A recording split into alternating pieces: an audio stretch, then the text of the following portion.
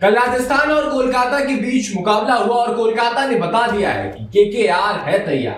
पहले मैच में जो हुआ वो हुआ, लेकिन अब केकेआर पूरी तरह तैयार है। कल कोलकाता और राजस्थान के बीच मुकाबला था और कोलकाता ने इस मुकाबले को बड़ी आसानी से जीत लिया है।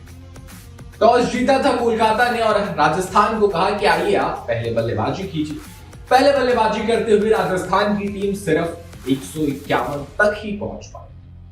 राजस्थान के लिए जॉश बटलर के जाने के बाद, अश्विन के जाने के बाद, चहल के जाने के बाद मुश्किलें बढ़ गई।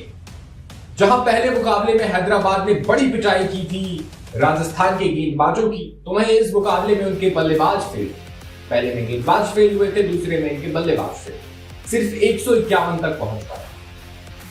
ध्रुव जुरेल ने थोड़ी बहुत कोशिश की थी कि एक सम्मानजनक स्कोर तक पहुंचा दे राजस्थान को, लेकिन ऐसा हुआ नहीं। कोलकाता नाइट राइडर्स की गेंदबाजों ने कमाल की गेंदबाजी की, कसी हुई गेंदबाजी। सुनील नारायण की जगह मोइन अली को लेकर आया गया था। मोइन अली ने 2 विकेटें ली और वरुण चक्रवर्ती है तो वो विकेट लेंगे ही लेंगे।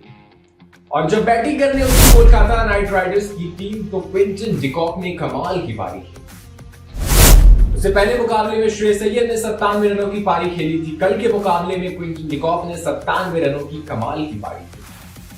वैसे क्विंटन डिकॉक ये खिलाड़ी टेस्ट में और ओडीआई में रिटायरमेंट ले चुका है अपने देश के लिए, और जब ये टी20 में खेलता है, जब ये आईपीएल में खेलता है, बाकी लीग के लिए खेलता है, तो लगता ही नहीं कि खिलाड़ी रिटायरमेंट ले चुका है। इतनी कमाल की बल्लेबाजी की क्विंटन डिकॉक, और ना सिर्फ कमाल की बल्लेबाजी की, समझदारी भी दिखाई।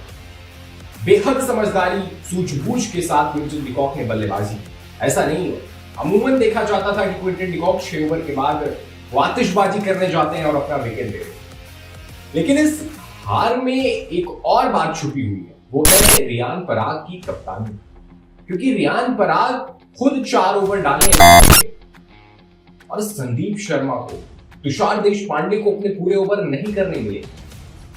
अब ये इसके पीछे क्या सोचती रियान पराग की, ये एक बड़ा सवाल है।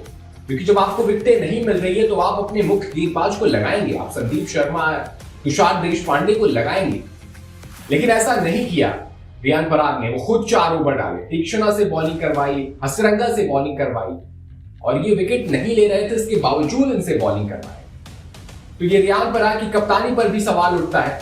अब कप्तानी का तो क्या ही कर सकते हैं। अभी एक और मैच में रियान पराग ही कप्तान रहेंगे, क्योंकि संजू सैमसन 3 मैचों के लिए बतौर बल्लेबाज ही खेले।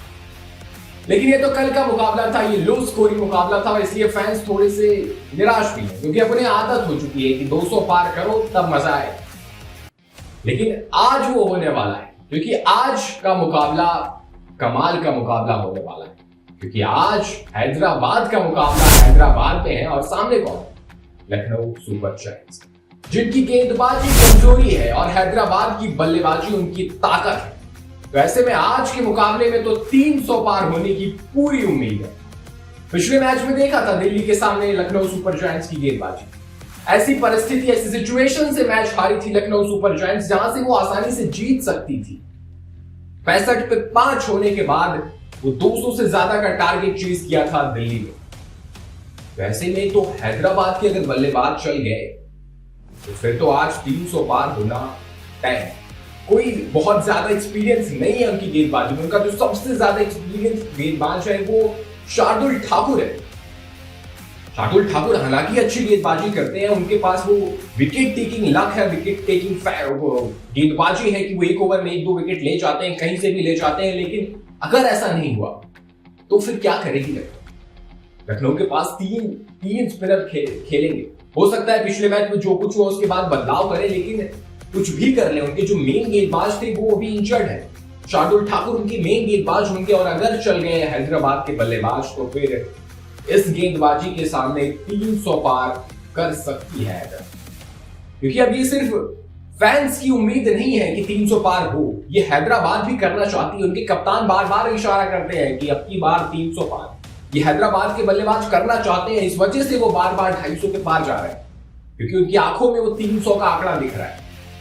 तो देखते हैं आज के मुकाबले में क्या होता है। वैसे अगर दोनों टीमों की तुलना करें तो 4 मैचेस हुए हैं दोनों टीमों के बीच, जिसमें से 3 लखनऊ ने जीते हैं, सिर्फ 1 हैदराबाद ने। आज हैदराबाद वो आगे बढ़ना चाहेगी, आज अपना दूसरा मुकाबला जीतना चाहेगी। वैसे इन दोनों टीमों के बीच में कोई अभी तक हाई स्कोरिंग मुकाबला हुआ ही नहीं है। 185 हाईएस्ट स्कोर है जो लखनऊ ने बनाया है, ना कि हैदराबाद। तो देखना होगा कि आज इतिहास को बदलेगी हैदराबाद, क्या एक बार फिर वो हाई स्कोरिंग मुकाबला देखने को मिलेगा। आपको क्या लगता है, क्या हैदराबाद आज भी तांडव मचाएगी? क्या Abhishek Sharma, Travis Head, Ishan Kishan, Klaasen, इनमें से कौन सा बल्लेबाज आपको लगता है कि आज के मुकाबले में बड़ी पारी खेलने वाला है? तो जो भी लगता है इस मुकाबले को लेकर हमें कमेंट में अपनी राय जरूर बताएं। और ऐसी तमाम खबरों के लिए बने रहे हमारे साथ और देखते रहें GV24।